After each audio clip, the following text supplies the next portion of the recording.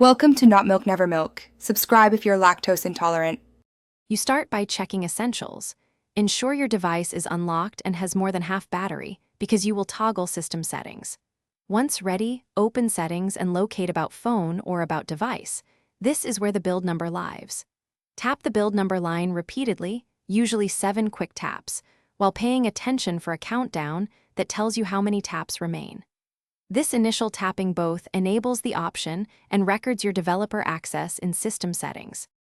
Once the hidden mode is revealed, go back to Settings and open System or Advanced to find developer options. It now appears in the list. You should flip the main toggle to enable developer mode, but make choices deliberately. Enable USB debugging for ADB access or OEM unlock if specifically required for unlocking bootloader. Make sure to read brief descriptions for each switch. Enabling unnecessary features can affect security or performance, so enable only what to finish. Connect via USB and confirm the debugging prompt appears. Accept the computer fingerprint to authorize debugging.